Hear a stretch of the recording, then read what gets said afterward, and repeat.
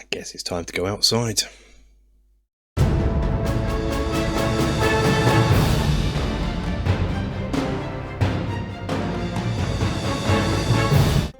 Hello and welcome to the Battling Barrow, and we are continuing making some terrain for tabletop games. And in this one we are leaving the dungeon and venturing outside, and we're going to make some wilderness tiles. Now, long time viewers of this channel will know that as a wargamer I have plenty of sort of facilities to do outdoor terrain, so why am I making this video? My opinion is really that whilst techniques in terrain are the same for RPGs and tabletop war games, sometimes the functionality of the terrain has to change to suit each game. That'll become more apparent in future videos, such as when I'm going to recover some houses for RPGs in a future video.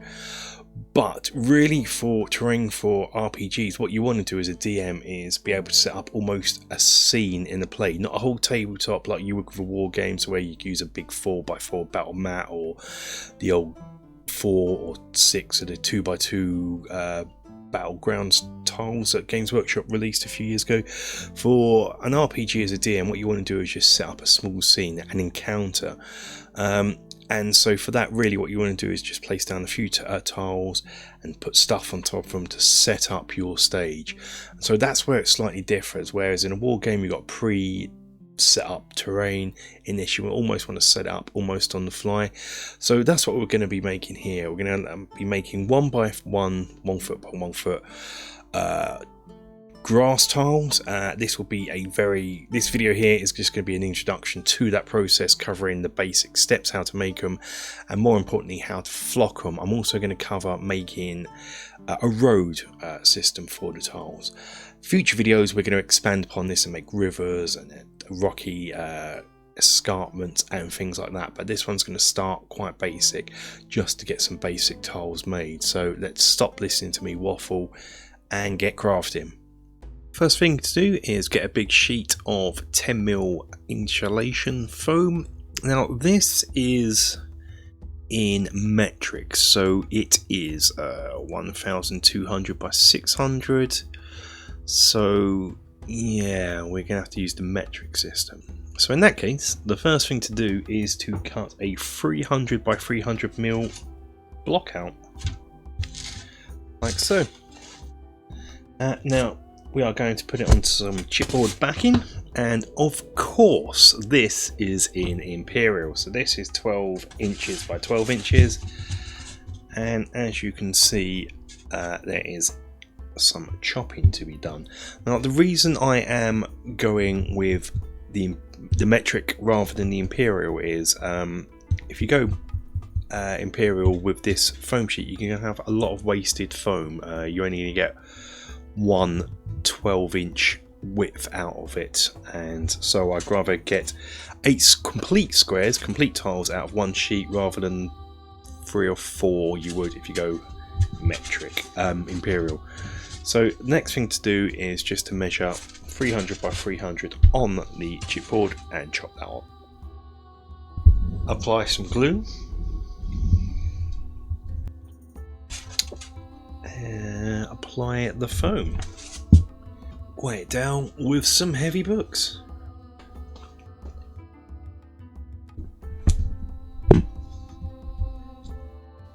Next we want to undercoat it and steel it, so we are going to use the old Mod Podge method, but instead of black paint just use some brown, just so we can get it undercoated and sealed in one go. So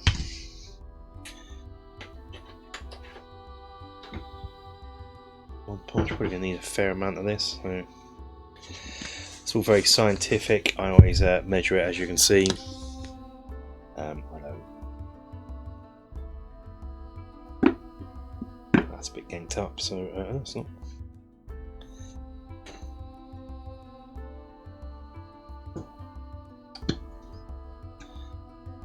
A fair amount of this.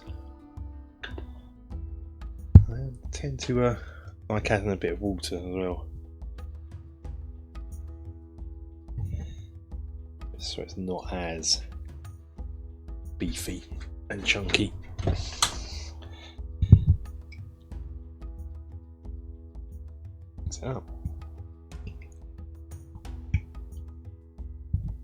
So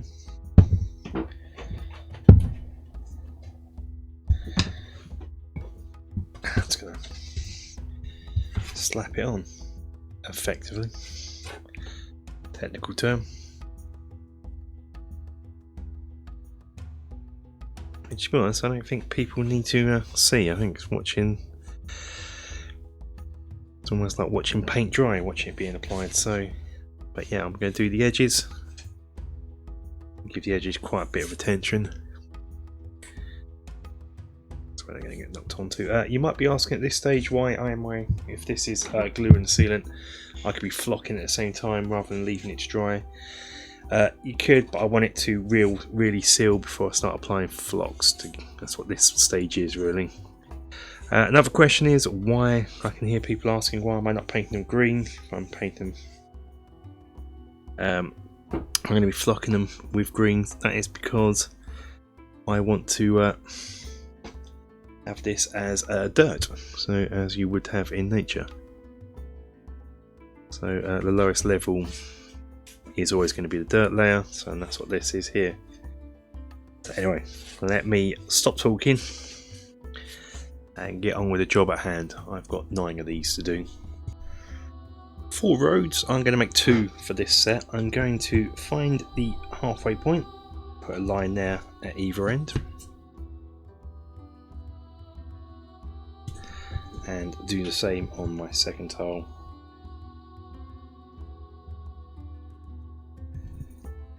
And what I shall do is pick a scowl for the path and make this much the same way as my road, modular road section you'd seen on the video. What we do is we're going to pick a scowl. How big is that from the halfway mark? Thinking probably about 10 centimeters in total as we go metric. And what's important here really is that the scowl is up with the end. So what I'm going to do is make sure the mark is right at the end here, so I can,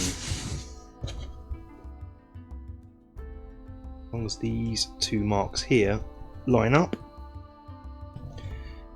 the tiles will fit together no matter what I do with the road in a minute. And what we can do in time is, as I need more roads or make more tiles, stick to this size of road, and we can do curves, but same as the here is this for now. Let's go pretty straight.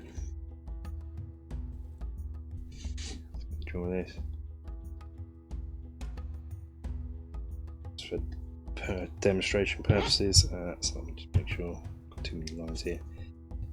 Here.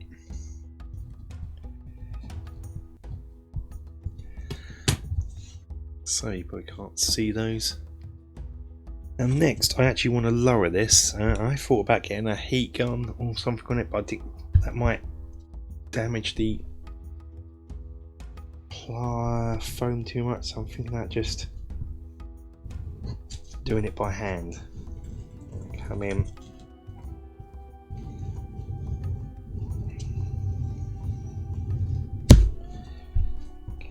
Like that.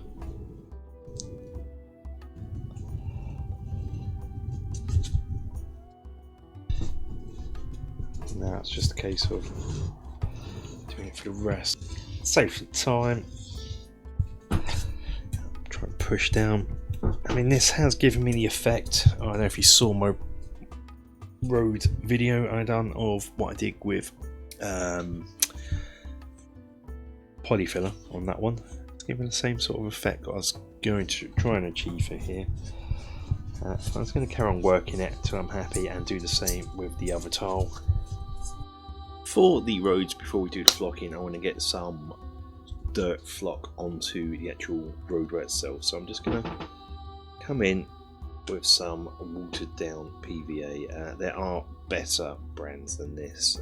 You could use better glues and so on, which you can use, and it helps you don't have a cat coming in. I'm just going to spread this out and just slightly over the edge here. Now, I believe something you go to Geek Gaming Scenics, they do a glue that's been developed, I guess, just for this purpose. Probably better using something like that, but if you're like me, don't have a lot of money, you can get away with doing it this way. It's fine. PVA is readily available, cheap enough. I tend to use more builders ones from places like Wix or B&Q, and then water it down. And then all I'm going to do is come in with some flocks. I've got some dark brown and some light brown. Dark brown I'm going to concentrate more towards the edges. So, but I will put a few patches probably scattered through where perhaps the dirt's wetter here. Thanks.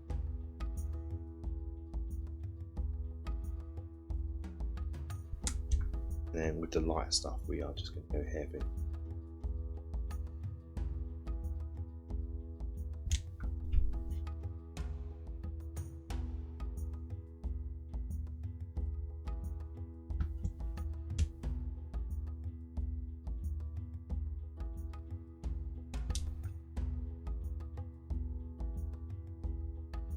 Cat seems to enjoy it. Elvis, you're having a lovely time watching this. This is not a cat play toy though, and it is certainly not something you can eat. Right, let's put this to one side to dry off, and once it's dry, I'll give it a shakedown. Well, it's standard grass tiles. It's a similar process of the road we've just done. We are going to come in with some watered down glue, spread that over.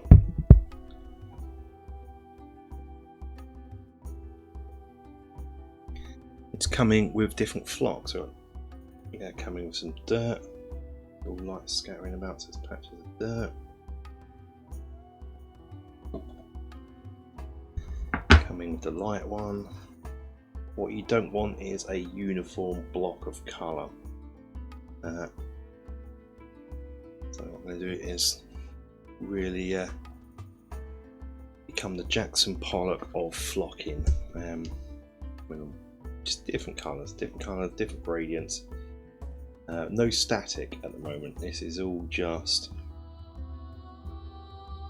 flocks. So I want this to be natural grass. So we're going to start lowest level, which was the brown. Next level, flocks, and we'll do the lighter, higher, bigger grass later on. Yes, get a bit more green. Don't forget to get to the edges. That is very important. And you're doing nature, so what we're doing is we're not really worrying about conformity here. We are just spraying on with flocks. I might actually come back and use this light one last.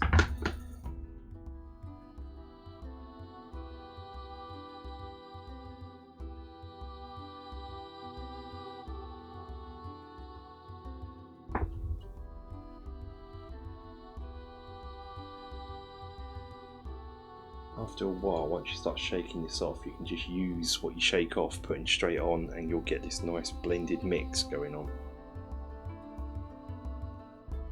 Now,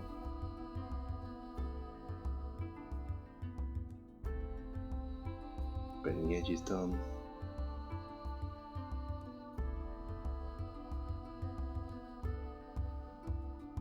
Lovely natural green situation going on, so we'll just do these over all the tiles. Actually, that's pretty darn cool. Leave that to dry, do the others. So this is all dry. all we got to do now is, it's dry, I've shaken it off. All we got to do now is repeat the process for how we've done the other boards. So I've applied the glue, that's a similar process. I'm doing things, get some dark earth on here, you can even go over a bit here to blend it in.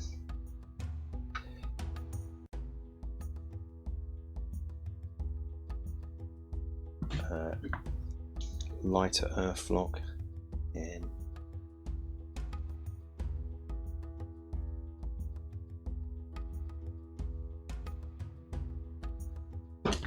now your greens.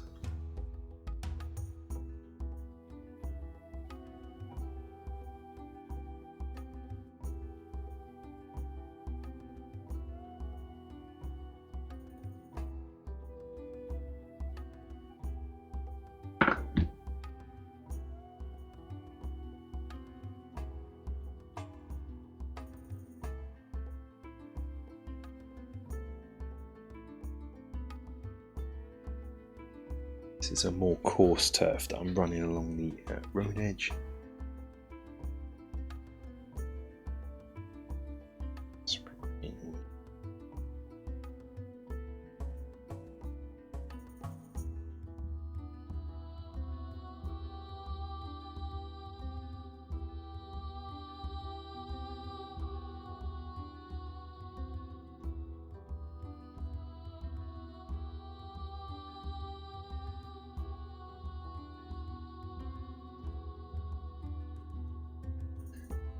Once it's dried, you can flip off the excess. So I've got a sheet of card here, sort of pre-folded. I'm going to shake it off into the fold, and I'm going to spin it around and do it on each side.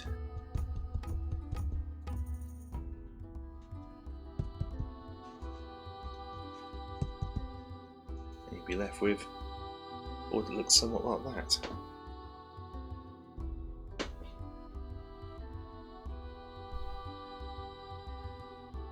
Then to gather it, just get your tub of, this is my mix stuff anyway, fold it up. You can shake it in like so. Next up, we are just going to add a bit of coarseness to it, a bit of bushes and coarse turf. So I've got a selection, different selection, these are different colours, and some tacky glue. This is great for patches where I may have gone a bit too heavy on one colour, it's not blended. I can blend it with the bushes and the coarse turf, like so. I might put a bit here to break up this patch of, and it's making sure you're not doing it in any order because it's nature. And so all I'm going to do is get my fingers dirty.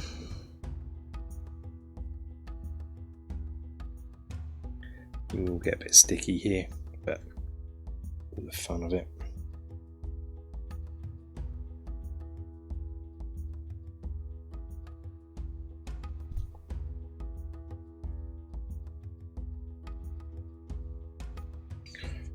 Maybe this fibrous material can go here. That'll work quick for you guys. Bit of clump foliage here, more here.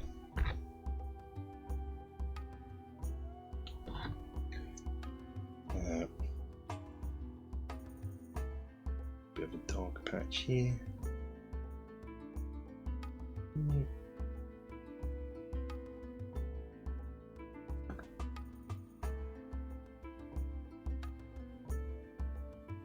Yes. And it's just a case of keep working it until you're satisfied. I don't want to go too overboard with bumpy bits because I do want to put other things on top of this maybe in time. It's just to make sure you don't have a total smooth tile.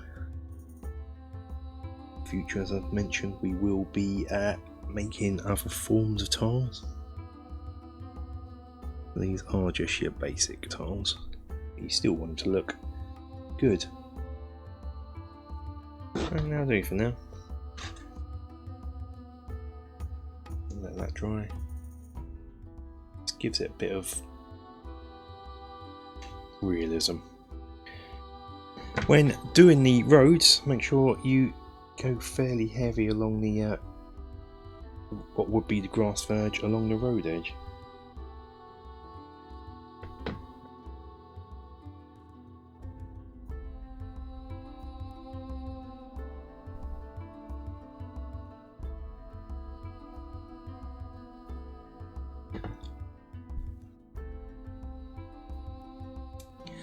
Okay, so we got our wilderness tiles, but are they compatible with the previous dungeon tiles I've made? And the answer is, of course, no, they're not. These tiles are 10mm thick, whereas the dungeon tiles are 6mm thick. So what are we going to do about that? Well, that is where the next video will come in, where we'll have something that we can transition from the wilderness into the dungeon. So I'd just like to take this time to say thank you for watching. Thank you for my patrons that make sort of these kind of videos possible, where I can buy some materials and make some terrain. Until the next video, guys, stay safe and take care.